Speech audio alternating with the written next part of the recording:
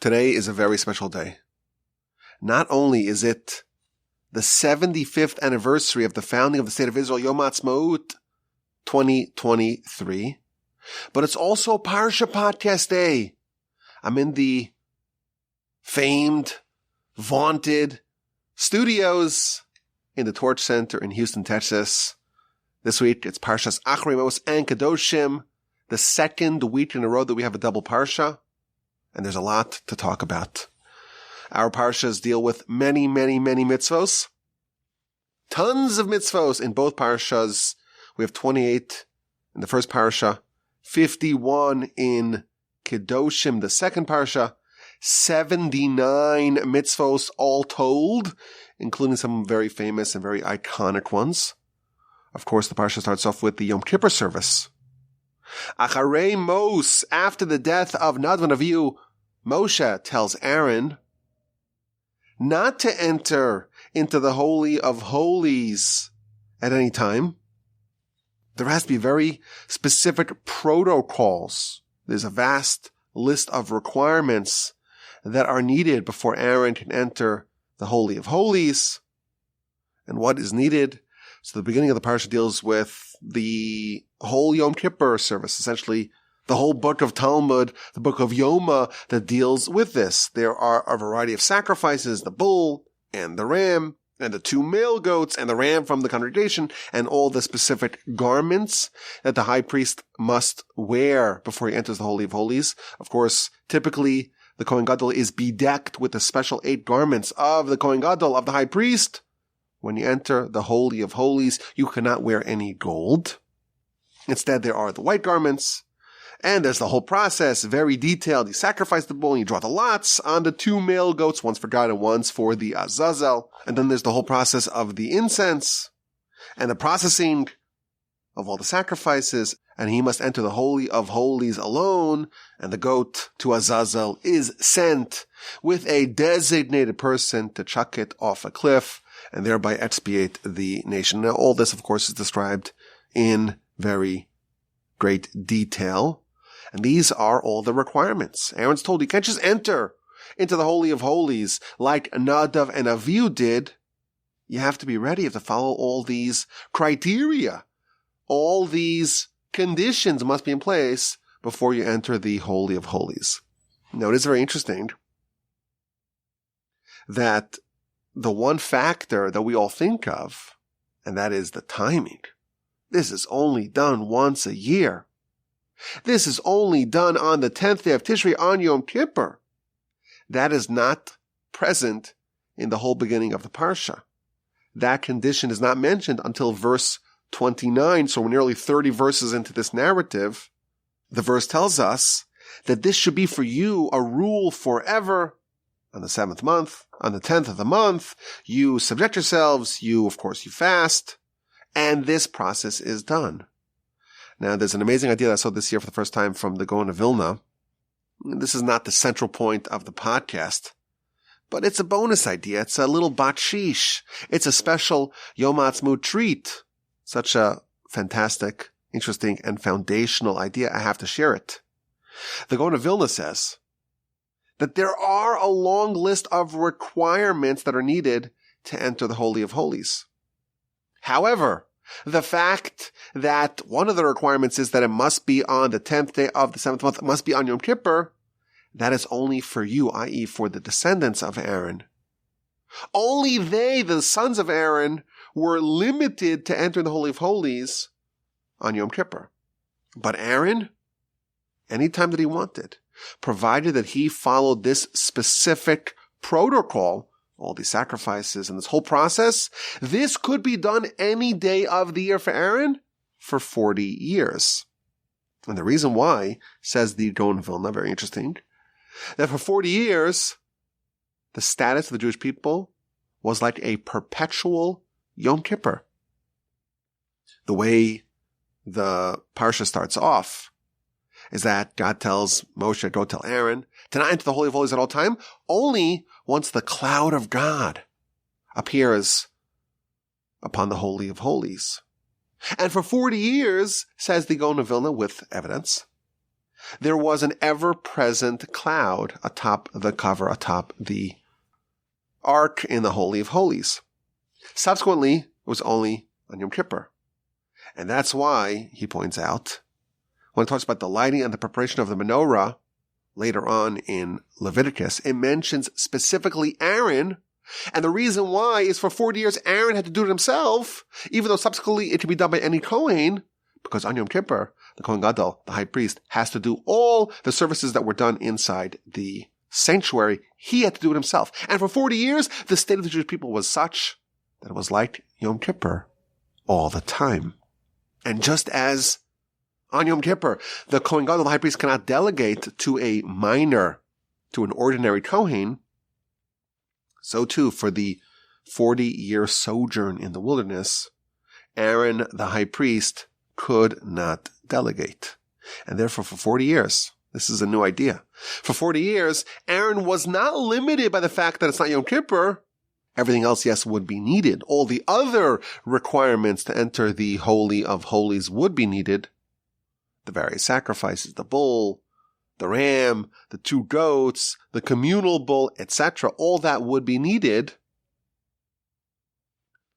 But the fact that the calendar has to say Yom Kippur, that was not needed. Why? Because for 40 years, the state of the Jewish people was such, the cloud was always atop the ark, and it always had the standing and the status of Yom Kippur. To me, this is an incredible idea, not just because it's a very sharp reading of the verse, who the verse is, but also because this gives us an insight, a little window into these 40 years. The Talmud calls this generation the Dar Deah, the generation of knowledge. This is the greatest generation, not the ones that stormed the beach in Normandy. The generation that left Egypt and that ate the manna and that received the Torah at Sinai for 40 years. They were living on that lofty, elevated spiritual plane that we only revisit once a year on Yom Kippur. I had a minor addition to this idea. We're told that, the Torah tells us, that for 40 years, the nation ate manna. Manna, we're told, is lechem abir. It's the food of angels. We know in Yom Kippur we mimic, we role play as if we're angels, which is why we wear white and we say the prayer of the angels, etc. Angels don't eat, but the manna is like the food of the angels. And in Yom Kippur, we fast because we're like angels. We don't need food. For 40 years, we effectively had a fast and we ate the manna, which is just the bread of the angels. This is an interesting way the Parsha starts off. We have this very long narrative about the Yom Kippur service, and now we have a new idea. An idea that, well, maybe it's not new for you. It's new for me. That actually, for 40 years, there was the standing of Yom Kippur.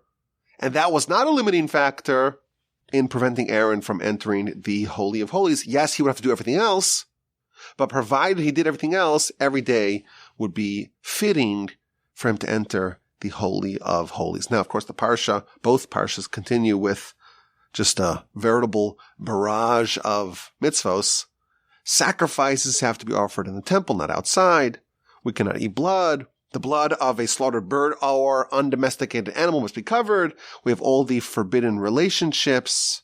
We have Molech, which is this very twisted and macabre form of idolatry where they would actually give over the child and the child would be burned, at least according to some of the opinions. We're warned about the sensitivity of the land. It will expel us like it expelled the previous inhabitants of the land if they are not worthy. Anyone who lives in the land is not worthy of settling the land. The land has an intolerance of sin, and it will disgorge you. It will vomit you out if you're not worthy of living in it. As an aside, it's kind of noteworthy. The land that changed hands more than any other in all of recorded human history is the Holy Land. And the reason why is because the deed of the land, what determines who's the owner, it's spiritual.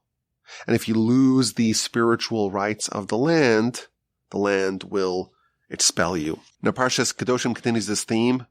It tells us that we have to be holy, like God, we have to fear our parents, observe Shabbos, don't worship idols, don't make any molten gods. When you offer a sacrifice, you have to have the right intentions to follow with all the precise protocols of said sacrifice, what to do with the leftover sacrificial meat. The parts of the field have to be left to the poor, not to steal, not to lie, not to swear falsely, not to cheat. Don't delay payment to a worker. Don't curse the deaf. Don't place a stumbling block before the blind. Fear God. Don't corrupt judgment. Don't favor the poor. Don't favor the rich either. Don't be a gossip mongerer. Don't stand idly while your brother's blood is being shed. Of course, this continues one after another. And today I want to focus on one of the mitzvos. This is in chapter 19, verse 19. It talks about the three forbidden mixtures. The verse tells us, Eschu kosai tishmoru, guard my statutes. What are the statutes? Don't mix different species. Don't interbreed different animals. Don't plant different seeds next to each other. And don't wear a garment that's woven out of wool and linen. So we have this idea of mixtures. There are a variety of mixtures that are prohibited. It's almost like, milk is kosher, meat is kosher, the mixture, the milk and meat together, that's the problem. Here we have three mitzvos, so three prohibitions in one verse, 19:19, and they're all mixtures. You have one animal, you have a different species, don't put them together, don't mate them together.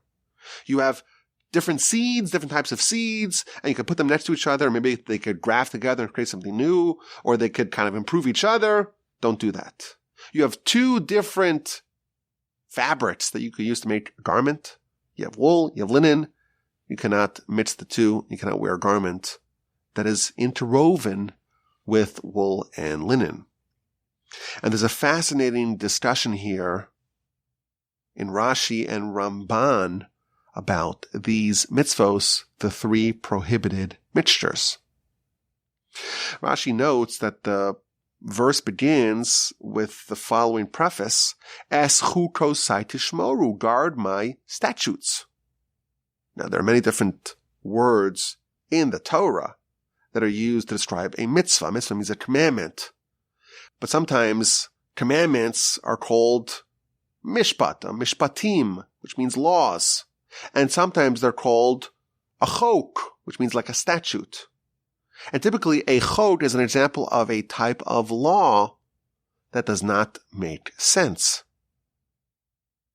So Rashi says, all these three mitzvos, not to mix different animals, not to mix different seeds, not to mix wool and linen in your garments, these are all examples of chukim, of laws that make no sense. In the words of Rashi, these are decrees of a king. There's no reason. If you have a king, and the king gives you an order, and it makes no sense, you are not at liberty to refuse the orders of the sovereign. You have to follow orders. Whether it makes sense, whether it doesn't make sense. If you're fortunate, you have a benevolent king that only gives rules and orders and commandments and directives that make sense and that are beneficial. But regardless, if the king gives an order, it may or may not make sense, you have to obey. These three laws, says Rashi, they're all the orders of the king. It makes no sense to us. What's wrong with mixing different animals or different seeds? What's wrong with the mixture of wool and linen? But there's no reason. It's a decree from the heavenly king. Of course, we have other examples of this phenomenon. The canonical example. It's the red heifer. You came in contact with the dead. Now you're impure. Well, how do you resolve that? How do you restore your purity? You want to go to the temple. You want to go to places that you have to be pure. You want to eat sacrificial meats that demand purity. You got to take a red heifer. You got to slaughter it. You got to burn it. You got to mix the ashes with all sorts of other ingredients. We'll get to this, of course, in the book of Numbers. It's a chok. It makes no sense to us. Why would that cleanse a person from impurity? No one knows. Along these lines, you want to create a chimera. You want to mix different animals, mix seeds, mix wool and linen. It's prohibited. 1919. It makes no sense to us. It's beyond human logic. That's Rashi. Ramban has a fascinating series of questions on Rashi. He begins with a question, or really he contests Rashi's definition of a chok. Rashi says that a chok is one of these laws that make no sense. There's no reason. So why do we do it? Because it's a decree from the king. So he modifies that a little bit, the Ramban does. He says, no. There are reasons for the chukim, for these statutes, but they're not revealed to us. God, of course, has a reason why he gives us every mitzvah. It's not just arbitrary. There's a reason for it. But some reasons make sense to us. They jibe. They match. They're understood by human intellect. These are only understood by divine intellect. And we're limited. We have some degree of intelligence that the Almighty apportioned to us. But there is a higher level of intelligence that maybe we don't have. Maybe the angels understand it, but certainly God does. And there are some mitzvahs that we're told, do them, and there's a reason that we can readily understand. And there are some mitzvahs that we're told, do them, and there is a reason that we don't understand, but not because there is no reason, there is a reason. It's just that it was not revealed to us. And of course, Ramban has a lot of proof to this idea. He doesn't mention this, but our sages tell us that there was one person who knew the reason behind the red heifer. The red heifer, the paradigmatic example of a chok, makes no sense. Moshe understood it. Moshe had elevated his intelligence to such a godly level. He was actually able to go up to heaven and converse with the Almighty, of course, converse with the angels, triumph over them. Moshe had access to a different level, different class, a different realm of intelligence, and he was able to understand the red heifer as well. Sages tell us that Solomon tried, but he declared that that wisdom is beyond him. So that's an interesting introduction to this Ramban, that there is a slight difference between saying something has no reason versus saying that it has no reason that we can appreciate.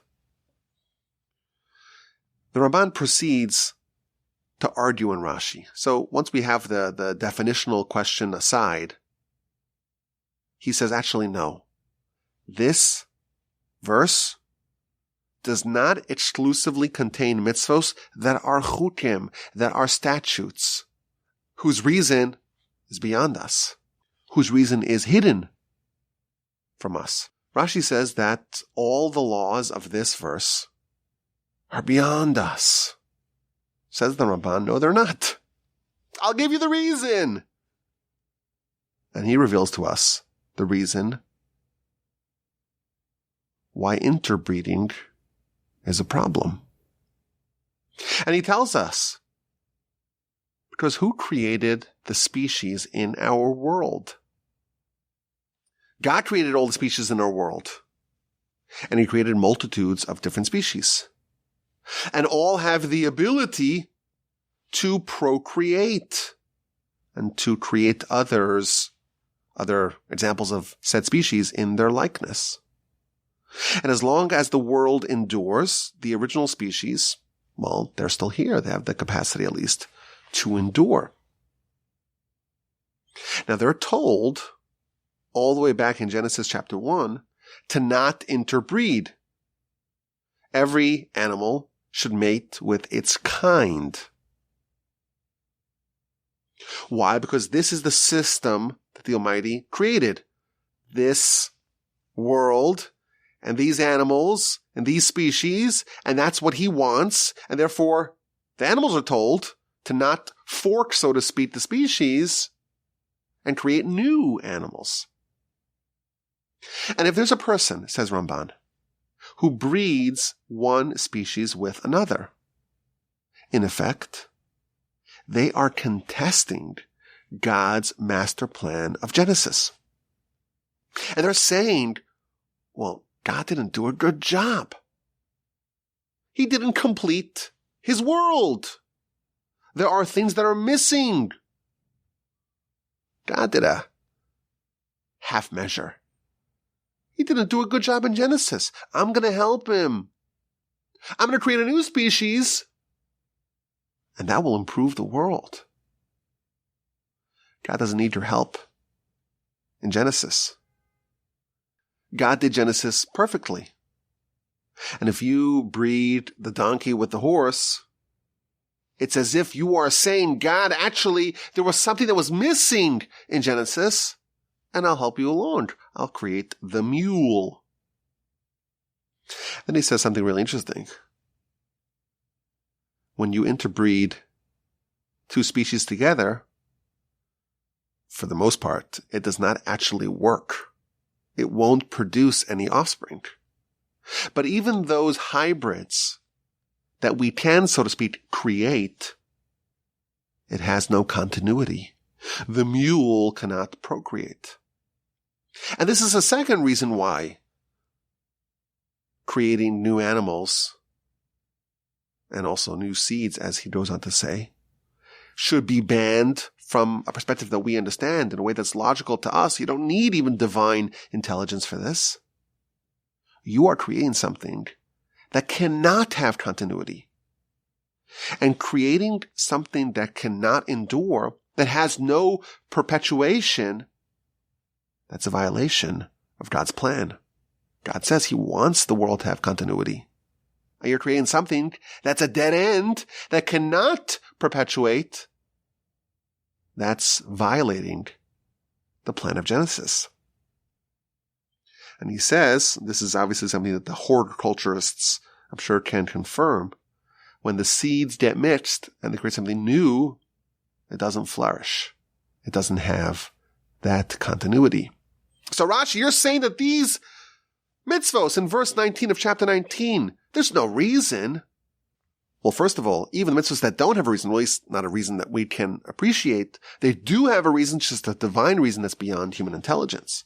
But these, there are two reasons why we should not mix the animals and the seeds. He does acknowledge that shatnez, mixing wool and linen, in fact, is a chok. The reason for that demands godly intelligence. But these two, not to mix the animals and not to mix the seeds, there are two very good reasons for them. If you do that, you're trying to create something new, and you're displaying, you're demonstrating, tacitly, if you will, that God did not do a full job. And you're creating something in a way that precludes it from flourishing or procreating. And that's why even our intelligence understands that it is a problem. So it's a very interesting debate here, Rashi and Ramban. First, we have a debate on the definition of a chok, of a statute, either no reason, like Rashi tells us, or no revealed reason, in the words of Ramban. And we have a dispute as to whether or not interbreeding or mixing together animals or seeds are these two prohibitions examples of a chok or not. Now, there's a very interesting comment here by Maharal. Maharal cites Ramban and the argument of Ramban. We believe that the Almighty is perfect, and the Almighty created the world perfectly. And if someone is mixing two different species together to create something else, a third thing, a chimera of sorts, it's as if they're saying, or they're demonstrating, that the Almighty did not do a good job. There's a need for more species in the world, more than what the Almighty initially set out to create. That's the argument of the Ramban. So the Maharal asks a brilliant question. Wait a minute. Are we just supposed to accept the world as it's given to us? All the time, we're tampering with creation. What grows out of the ground is not what we eat. God gives us wheat. And what do? We process it and process it and process it and process it until we finally consume it.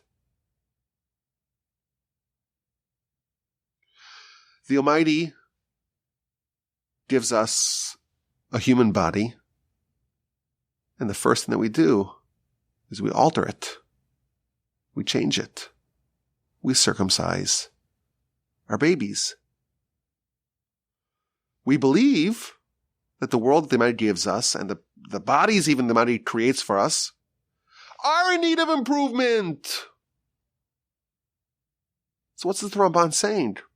Oh, you cannot tamper with, you cannot disable or destroy the world that the Almighty creates. Because that's calling into question God's prowess as a master plan of Genesis.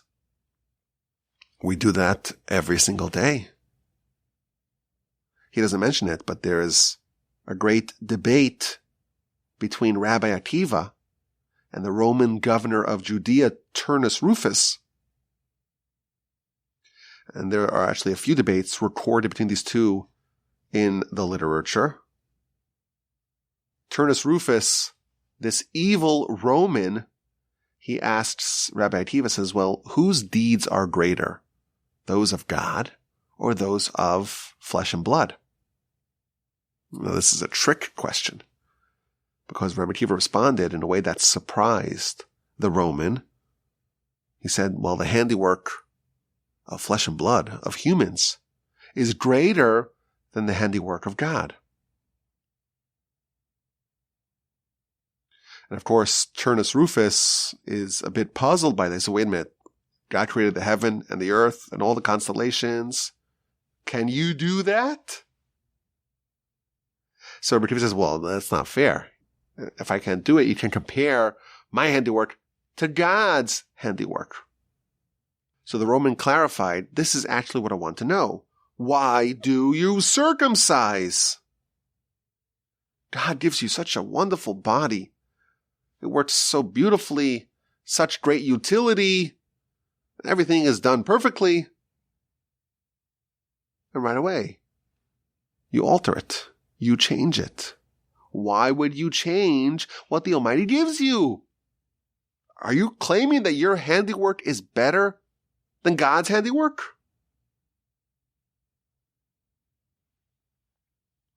So Rabbi Akiva responded, you have on one hand stalks of wheat.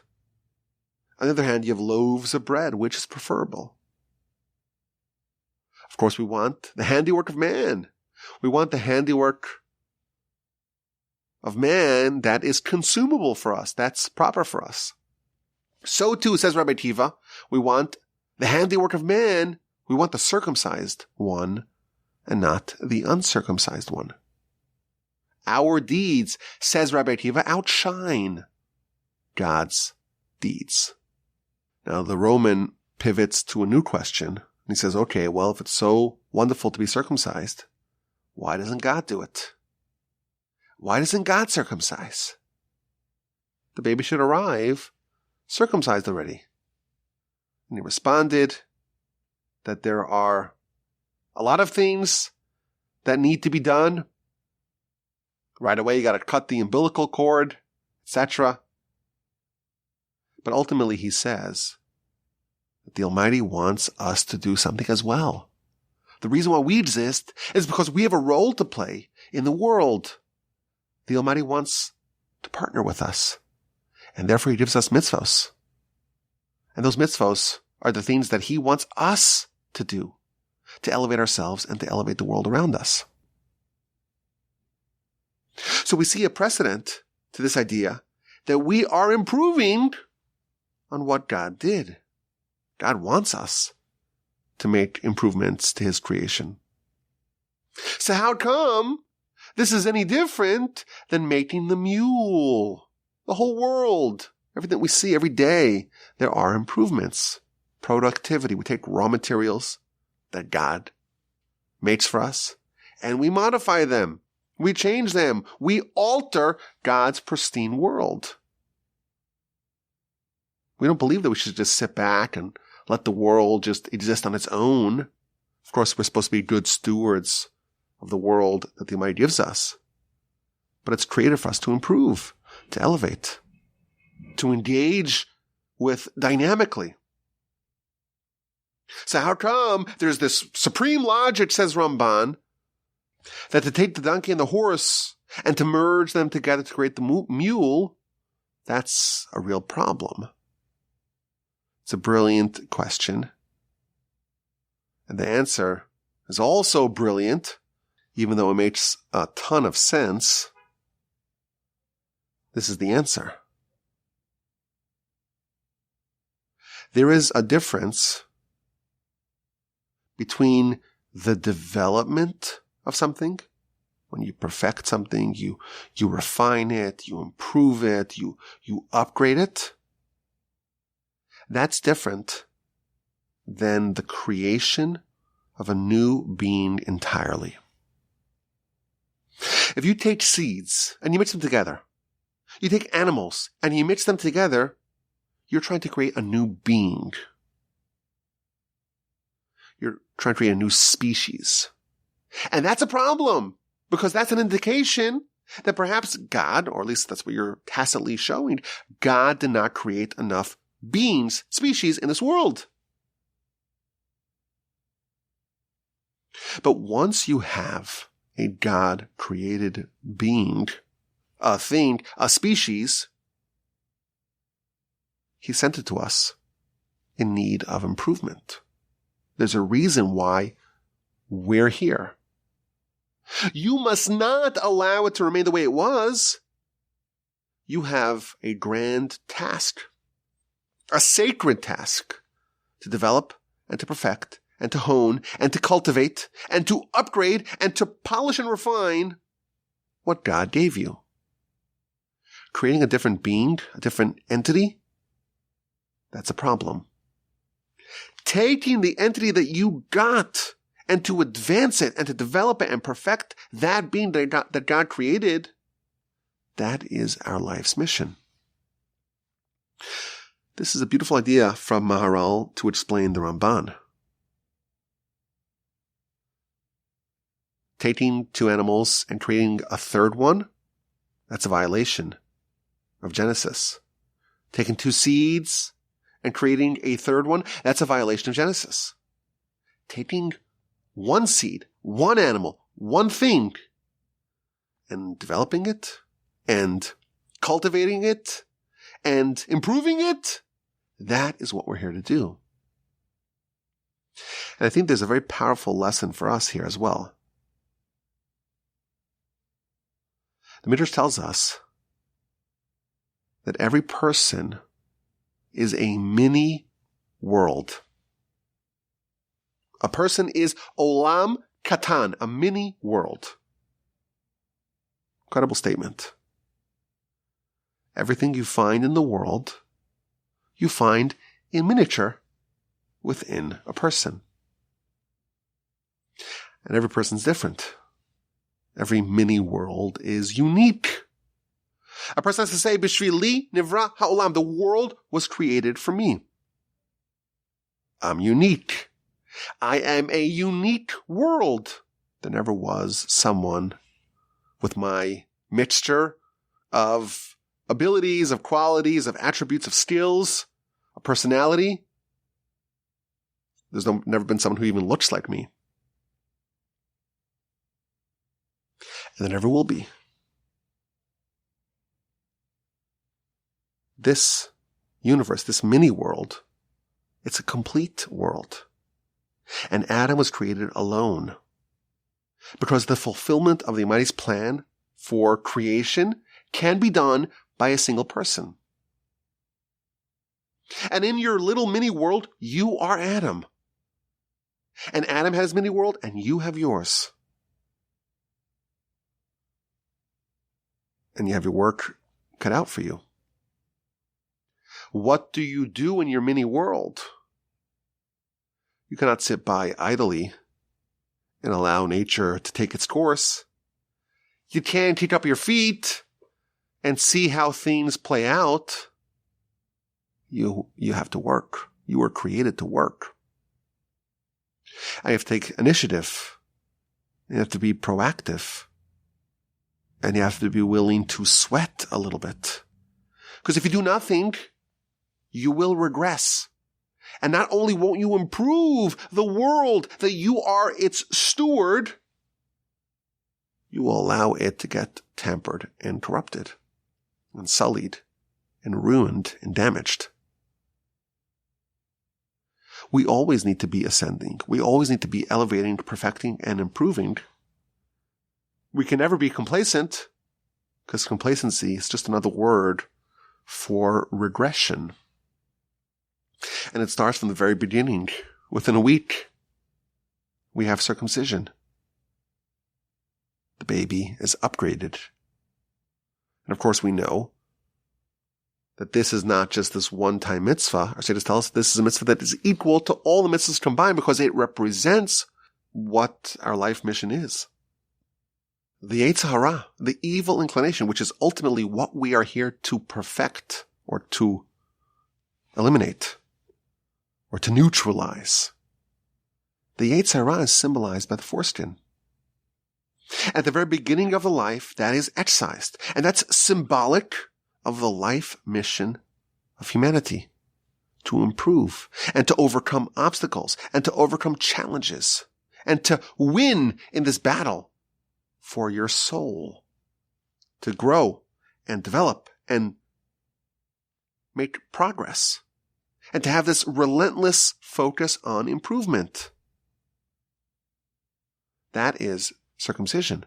And that's why it's equal to all mitzvos, because it symbolizes in a very tangible way what we need to do. The Almighty does want work from us. He wants us to partner with Him.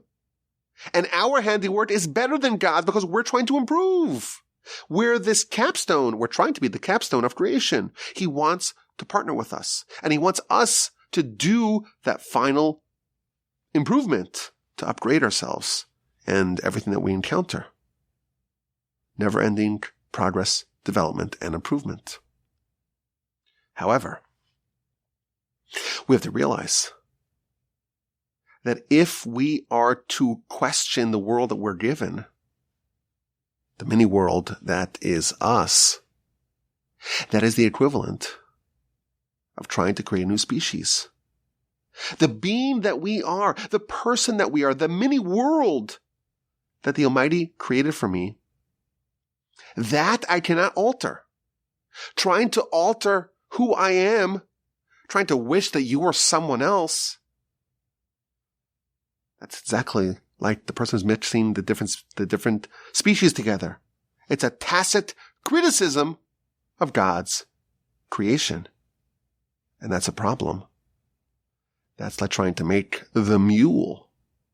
That's violating God's plan. And even if you try to do it, you try to change who you are fundamentally, you try to alter the world or mix the world with some other world, even if you do it, it won't succeed. It won't flourish. It won't have continuity. The way you grow and flourish is not by changing the being that you were given, the world that you were given, but by improving that world. My grandfather, a blessed memory, used to always say that there are certain things that are just unchangeable. Of course, we're here to try to change, to improve. But there are some things that are so hardwired, that's the definition of the world that you have. He always used to say that if there was this really rowdy abrasive, loud kid, and the parents really want the kid to be, follow rules and be a quiet, bookish type. You are ruining the child, he would say, if you're trying to change him in a way that violates who they actually are. There are things that you must accept as is. And those are the things that relate to who a person actually is. The species that they are, the world that they are. We don't believe that there's such a thing as a human species, because every world is different. But that fixed thing that you are, that you have to accept. But within that framework, inside that world, you must improve everything. This, I think, is it's a little bit of a subtle idea, but it's an idea that can change our lives. And there's something very, very strange about the world that we live in. Our sages tell us that every human is their own mini world, but somehow all the worlds live next to each other and they all go to school together. You have 15, 20 kids in a class and there's 15, 20 worlds, and somehow they're all lumped together and they're all measured against each other. You're your own world. Completely unique. One of one without any peer. If you're completely unique, and that's the species, the unique one of one species that you are, that you cannot change. Of course, this idea has many different lessons, but maybe a very relevant one is the idea of envy. Envy only stems from a failure to recognize that we are our own unique world. In the morning, we say a prayer, a blessing, thanking God that He made for me everything that I need. What exists in the other worlds, the features of another world, it's totally immaterial to my world. And we have to believe that inside our world, there is everything that we need to unlock our potential and to develop ourselves and to achieve what the Almighty created us to achieve. And no one will encroach upon your kingdom even a hair's breadth. This is an incredible Ramban.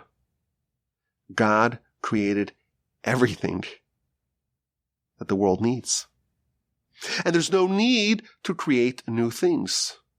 The things that are created, we must develop. That's what we're here to do. But everything that we need, we have. And this applies to us on an individual level as well. The Almighty made for us everything that we need. Your world is completely stocked with everything that you might possibly need. But within that framework, there's a lot to do, and you must. But don't forget who you are, what you are, the world that you are, the world that God made. That is fixed. And don't question His judgment in that, but develop and perfect and hone that, and thereby you can serve as God's partner in perfecting that mini world that is you. We like to end off the Parsha podcast with a question, and this is a fun one.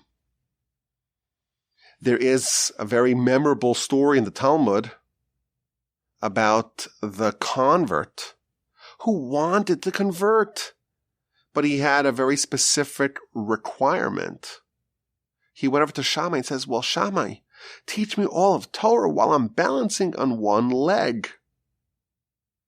Shammai was not thrilled with that, and he pushed him away, and he came to Hillel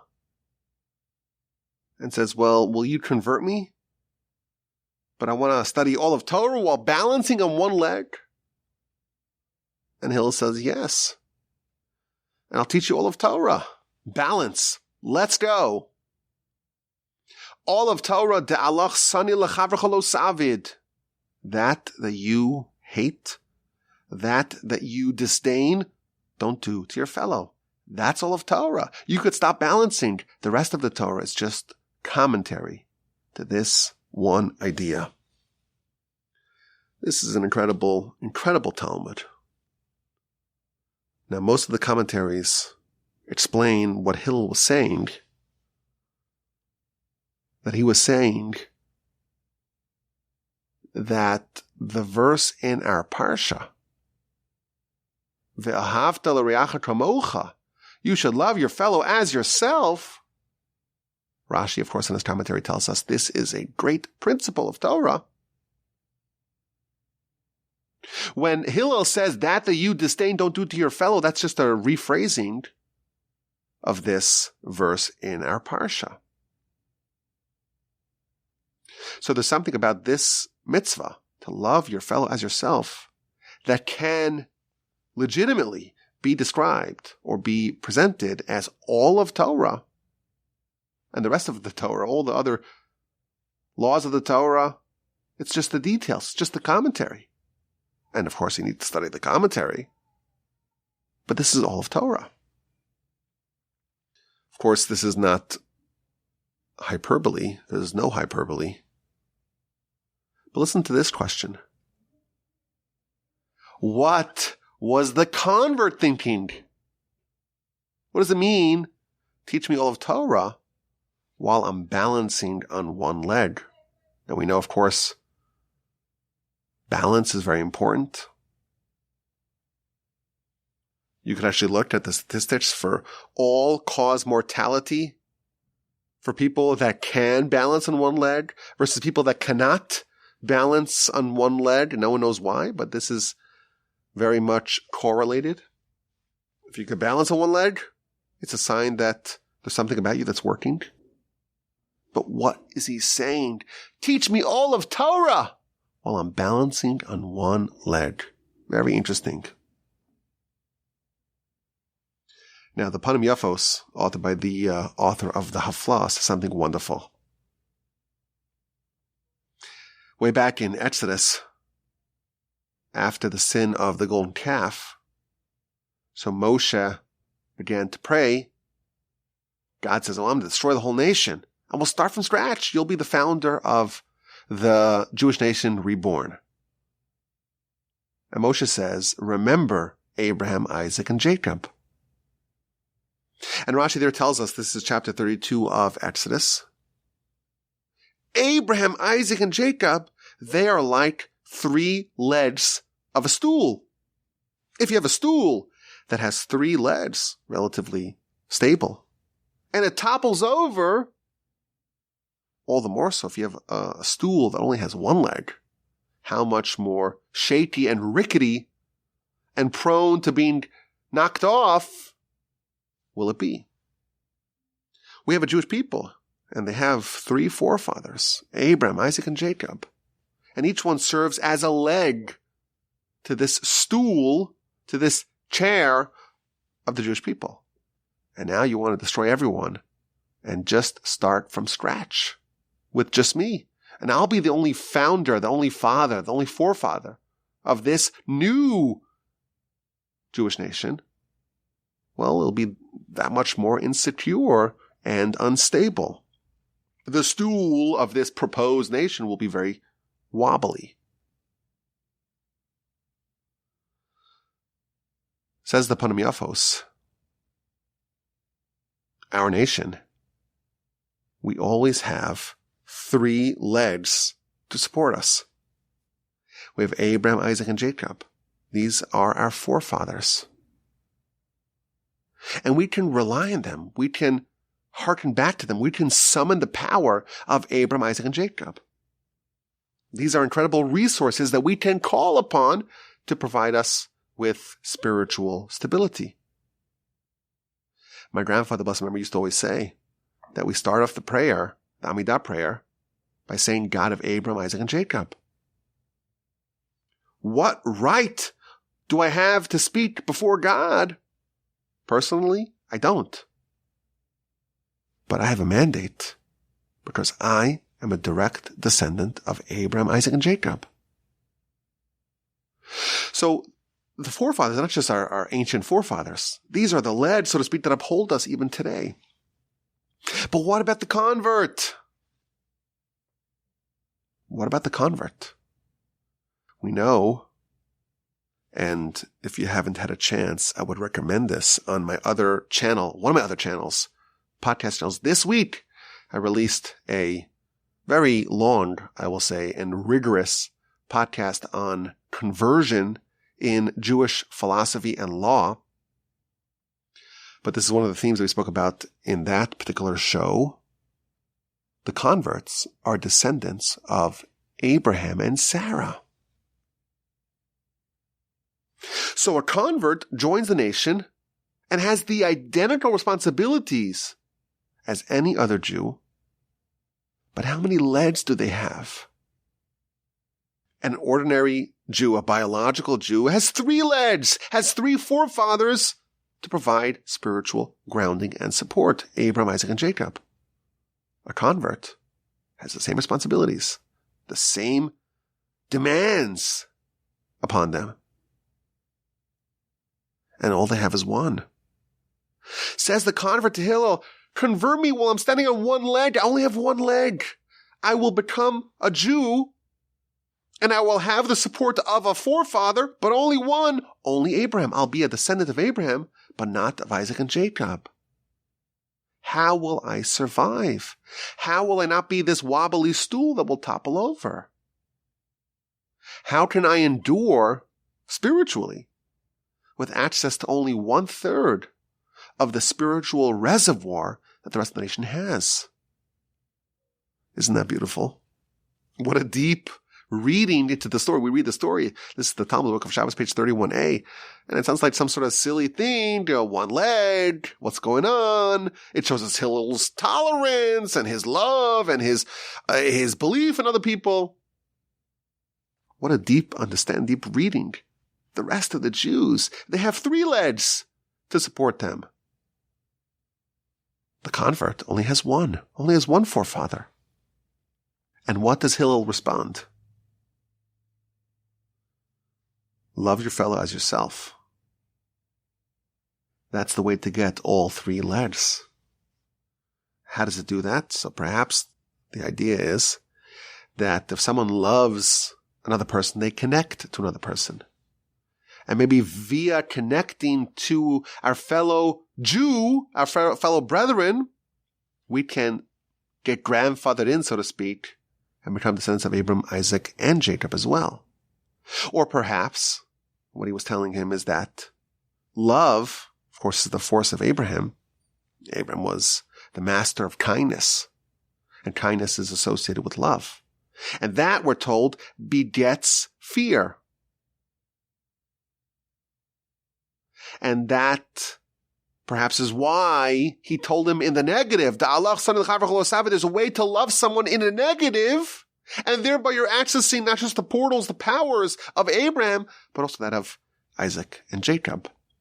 Because Jacob is halfway between Abraham and Isaac, we're told Kabbalistically. But that's the back and forth. That is the dialogue. Such a high-level reading of the story. Convert me while I'm balancing on one leg. He's highlighting the challenge that a convert must face in that they only have one of the 3 legs of the Jewish people. And the way to make up for it, says Hillel, is with loving your fellow as yourself. That's how you access the other 2 legs. What a beautiful reading of this Talmud. It's, of course, a story that we are familiar with. It's a beautiful story in the Talmud. But as now we get more evidence, further evidence, that there's no such a thing as just, hyperbole and some extra words, and things are not precise. Every word written with laser-like precision. And I appreciate your attention and your wonderful friendship. Thank you for listening to this special Yom Ha'atzmaut edition of the Parsha podcast. It was a total delight and a joy and a privilege. Have an incredible rest of your day. A splendid and terrific rest of your week. a sensational, uplifting, meaningful, and transformational Shabbos upcoming. And please, God, with help of the Almighty, we'll talk again next week.